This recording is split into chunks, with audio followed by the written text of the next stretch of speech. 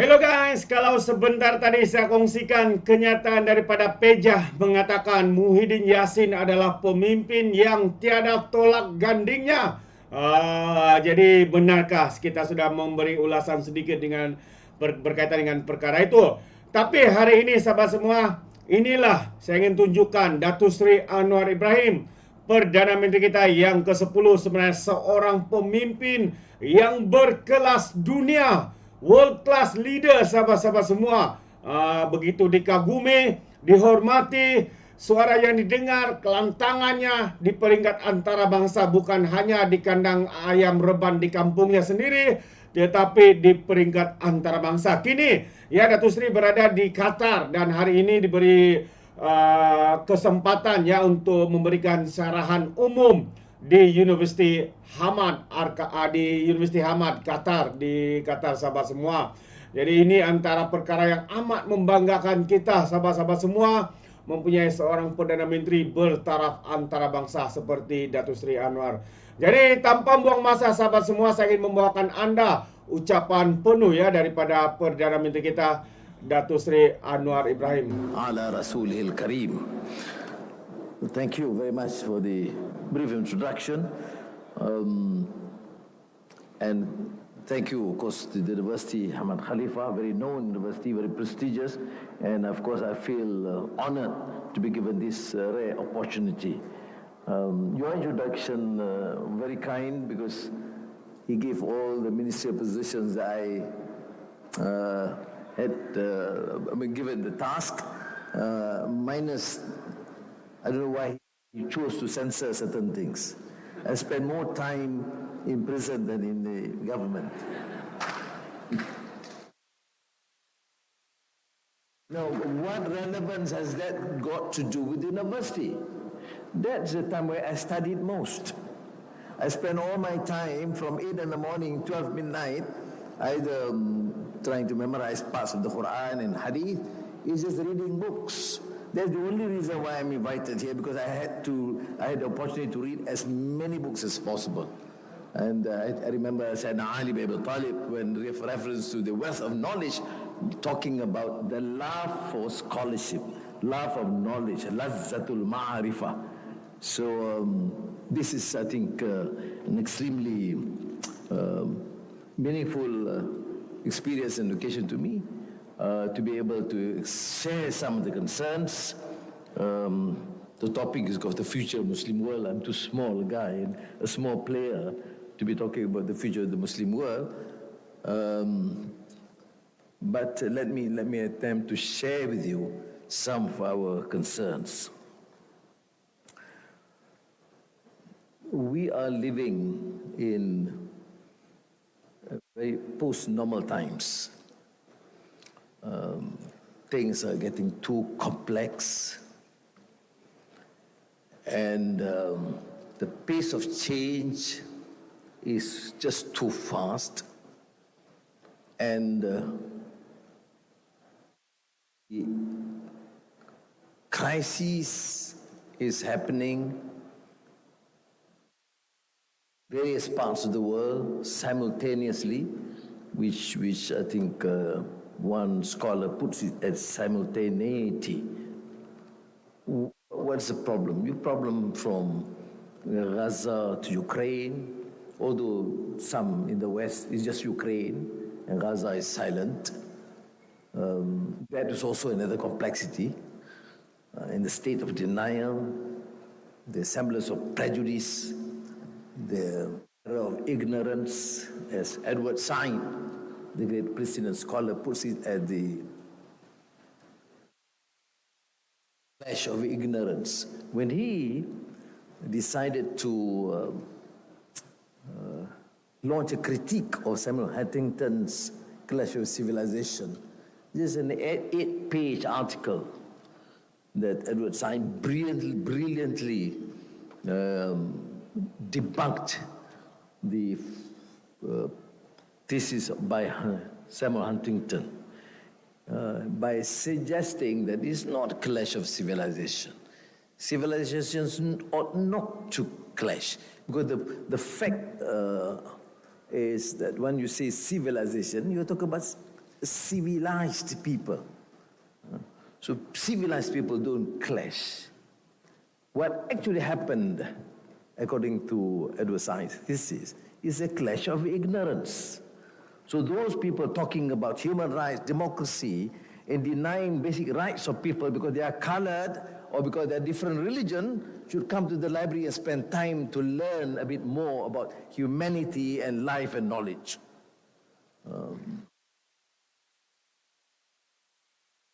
So it is clash of ignorance. They assume they understand the Arabs or Islam or the other cultures, either be it Indian or Chinese. They assume, but they do not understand. There is a stark difference between that and the Islamic call for lita'arafu, and that you decide or you differentiate people not because of their worth or their color or their creed, but because of their piety, their humanity. Inna akramakum indallahi atqakum. The level of taqwa. That exemplifies humanity. So when we talk about the future of the Muslim world, you can't ignore the relevance of your faith and values and the cherished principles of humanity. And what is happening today is precisely that. So I had this very, very meaningful meeting with Highness the Emir of Qatar, Sheikh Tamim, this morning. And I am struck by one remark that he made. He said, why is it that there's so much complexities, and as I said, there's post-normal times and crises, and some issues have been highlighted with some sympathy and empathy. The Ukraine or Rwanda, or even the struggles by the ANC, African National Congress, led by Mandela, that later he was, exalted to high pedestal as a great champion for freedom, or even the Irish Republican Army, and not the people of Palestine, be it in the PLO those days, or Fatah, and now Hamas. It's Islamophobia. It's the prejudice because of the ignorance and hatred of what Islam stands for. I'm struck, and I told His Highness that probably, if you don't mind, I'm going to use this a bit in my lecture this evening. So as an honest politician, which is rare in this part of the world, I will have to acknowledge that what His Highness mentioned has strong bearing what I have to say. So the whole idea of scholarship and learning and experience, and to know and respect. We should not hate the others. We are never brought up to hate the Christians or the Jews or the Hindus, because the Quranic injunction is lita'arafu. It's not tolerance. It's beyond tolerance. It's to be knowledgeable, to understand, to know one another, to show appreciation, and to recognize the differences out of our attempt to understand and know one another. So for us, if it is a combat or conflict between East and West, we never ascribe to what Rudyard Kipling suggests or talked about. East is East, West is West, and never the twain shall meet. That's peculiarly an imperialistic, colonial mindset, a condescending view towards the rest, because the West is superior. And the same position taken by Rudyard Kipling, who grew up in India, incidentally, and took that position of strong prejudice against Islam and the East. that later permeated the ideas of Huntington, The Clash of Civilization. Now, you are aware that Kipling represents that worldview which we have to resent. And we are not taught to sow the seeds of discord and hatred towards the others. That's why we are comfortable. Qatar, Malaysia, and these countries, we are comfortable. We are comfortable with the Americans, the Chinese, and our neighbors. And our neighbors, like Malaysia, to the north is Buddhist Thailand. To the south is Singapore. Further south is Indonesia, which is predominantly Muslims. To the east is the Philippines, predominantly Christian. Further east, the Chinese, the Buddhists, or the Confucianists, or past communists. Doesn't make a difference in as far as our respect, cooperation, be it trade, investments, or cultural understanding. In Malaysia, some decades ago, I organized a conference and popularized first the series on Asian Renaissance. I started by introducing the great Filipino hero, a Christian, Jose Rizal, and consider him as the precursor to Asian Renaissance. His ideas against Spanish imperialism, his strong thesis about independence and pride and integrity of his people. Then I went to Rabindranath Tagore, the great Bengali poet and thinker, whose magnum opus Gitanjali talks about his spiritual journey and the beauty of nature. Then Jamaluddin al-Afghani and his zeal and fight against imperialism and independence for Muslim countries. Then Muhammad Iqbal, the philosopher poet, in his brilliant thesis, The Reconstruction of Religious Thought in Islam. You see? And all these great figures, Muslims and non-Muslims alike, represent a view that we choose to learn and ascribe for. And I think that is the essential position, what we mean by humanity. Was there a prejudice? No. I'm a Muslim. I'm practicing Muslim. And trying to become a good, as far as possible, a good practicing Muslim. But I've never been taught to prejudice, to ascribe or perpetrate hatred, or more so injustice. And that's why it's very painful. As I said to many of the leaders I've met, either it is in front of President Joe Biden or German Chancellor Olaf Scholz or my colleagues in the Arab and the Muslim world, that we must remain consistent. Otherwise, we cannot talk about the world, the community. We cannot represent this new conscience if we tend to be selective in our views and take strong, condescending view towards the others, or prejudice and hatred. That's why, as I said to many, including some European leaders, I say it's very painful. Malaysia, for example, is predominantly Muslim. Muslim means 60%. The rest we have Chinese, Buddhists, Christians, Hindus, enemies. And I'm given the mandate to be a prime minister. To me, I don't feel satisfied or comfortable if I hear a Chinese Christian or an Indian Hindu feeling that he's being discriminated or ill-treated. If I talk about combating and elevating the poor, hardcore poor in my country, irrespective of whether he is a Muslim, Malay or Hindu, Indian or Chinese Buddhist. It is my duty to try and protect them. And I suggest that similarly, the same attitude should prevail.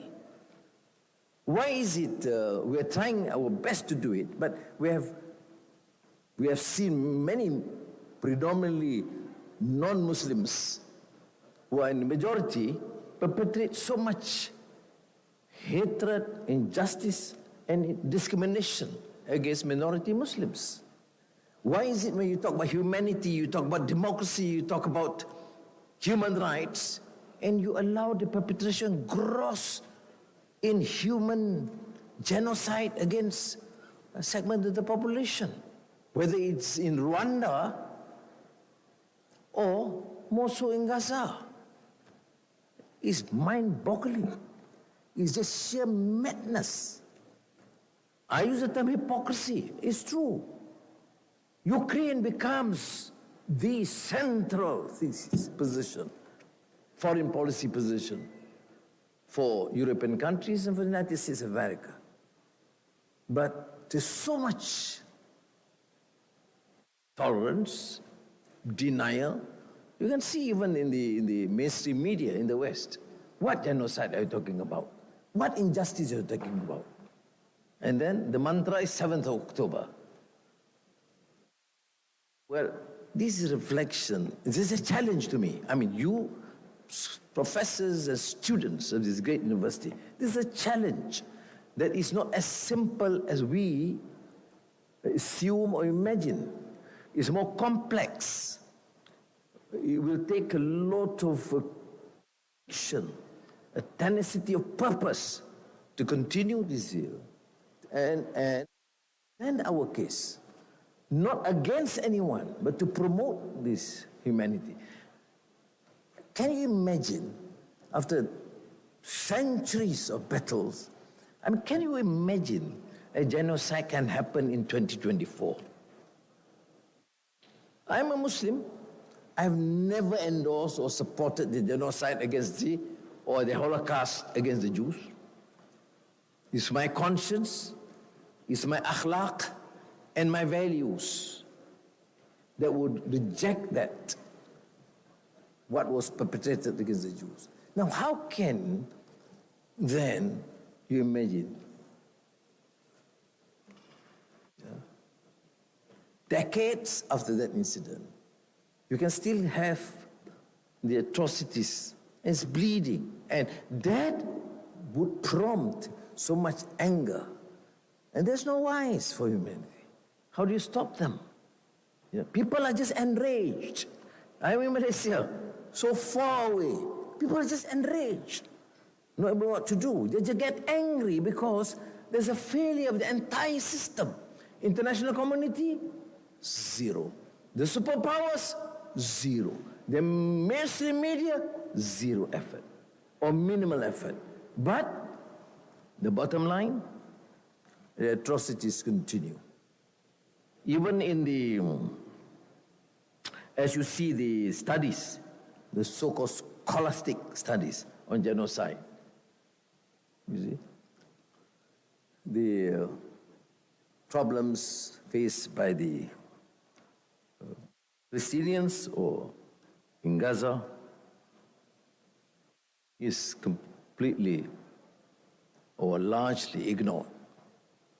Now, I'm not saying this as a sign of hopelessness. I'm no optimist. Otherwise, I would have survived this decade long in prison. I am optimist. I believe that finally reason will prevail, sanity will prevail. That's why you have universities.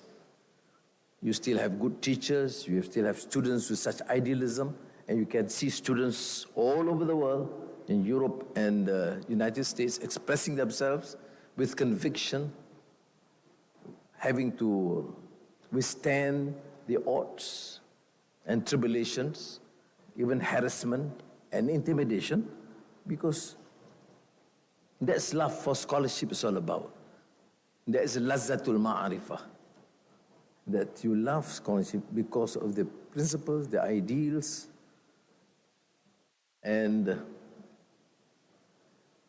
Knowledge is therefore to be assimilated. Yes, for what? So, the difference between knowledge and wisdom, and more so in this digital age and AI, you have, of course, information and knowledge and wisdom. You have ilm and finally hikmah. And this is summarized by the great English poet DS Eliot, between information and knowledge and wisdom. So it's challenging the students, be it an IT or AI or engineering or liberal arts, is to be able to decipher between what is information, which is in abundance, and knowledge, and finally wisdom, to decipher, to reflect, and decide for what is best. So, let me end by quoting a great Palestinian poet, contemporary, Rifat al-Arir. In 2018, graduated with a PhD from Universiti Putra, Malaysia. As a professor of English literature at the Islamic University of Gaza, Dr. Rifat taught Shakespeare. Now, I share Harold Bloom's contention that Shakespeare is the pillar, is the of Western canon. You know, Western canon, the central core is Shakespeare. I'm a Malay, I'm a Muslim, I'm an Asian, but I have great admiration for Shakespeare. And to me, it's not a contradiction. That was what knowledge is all about. That's what beauty is all about. I only hope that some people in the West will try and appreciate some of the Muslim scholars the way we do appreciate some Western scholars. But it does not necessarily happen that way. Now, back to Rifat al-Arir.